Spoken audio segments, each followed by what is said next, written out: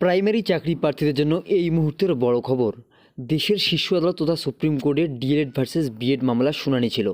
তো লাঞ্চের আগে এই মামলার শুনানি শুরু হওয়ার কথা থাকলেও লাঞ্চের পর অর্থাৎ দুপুর 2টো থেকে এই মামলার শুনানি শুরু হয় বিচারপতি অনিরুদ্ধ বোস এবং সুধাংশু ধাউলিয়ার এজলাসে। আজকের শুনানিতে মীনাক্ষী আরোরা এবং সুবীর সান্যাল সহ বিশিষ্ট আইনজীবীরা ডিএলএডদের পক্ষ থেকে তাদের বক্তব্য রাখেন এবং তার পাশাপাশি যে বিএড রয়েছে সেই বিএডের পক্ষ থেকে পাটালিয়া মহাশয় দীর্ঘক্ষণ ধরে আর্গুমেন্ট করে যান।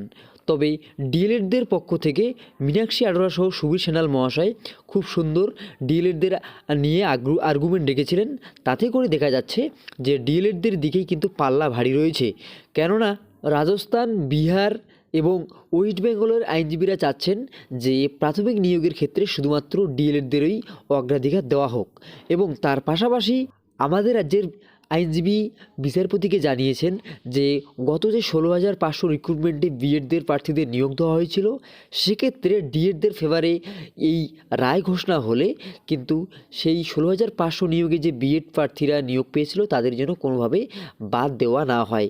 এই গুরুত্বপূর্ণ একটি বক্তব্য কিন্তু আমাদের রাজ্যের তরফ থেকে উকিল মহাশয় জানিয়েছেন। সেক্ষেত্রে বিচারপতিদ্বয় ডিএলএড ভার্সেস বিএড মামলার যে রায়দান রয়েছে সেটা কিন্তু আজকেই দেওয়ার কথা থাকলেও পরবর্তীতে পাটালিয়া মহাশয় দীর্ঘক্ষণ ধরেই এই বিএডদের কেন রাখতে হবে তার জন্য আর্গুমেন্ট করেন এবং তিনি জানান যে ডিএলএডদের থেকে বিএডরা বেশি এলিজেবল, কেননা তাদের মেধা বেশি।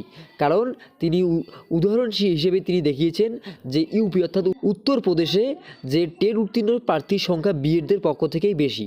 তো সেক্ষেত্রে এই মন্তব্যে কিন্তু বিচারপতিদ্বয় তেমন কোনো সন্তুষ্ট হয়নি।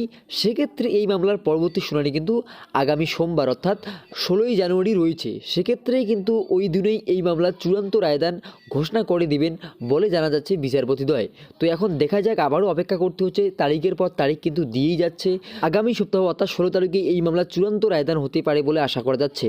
তো সেক্ষেত্রে আপনাদের কি মনে হয়, এই প্রাথমিক নিয়োগের ক্ষেত্রে ডিএলএডদের অগ্রাধিকার দেওয়া হবে নাকি বিএডরাও সমান সুযোগ পাবে? আপনাদের মতামত অবশ্যই কমেন্ট সেকশনে জানাতে ভুলবেন না। ভিডিওটি ইনফরমেটিভ মনে হলে অবশ্যই লাইক করে দেবেন, প্রচুর পরিমাণে শেয়ার করে প্রত্যেকে জানিয়ে দেবেন এবং পরবর্তী আপডেটগুলি পেতে অবশ্যই চ্যানেলটিকে সাবস্ক্রাইব করে জুড়ে থাকবেন। ধন্যবাদ।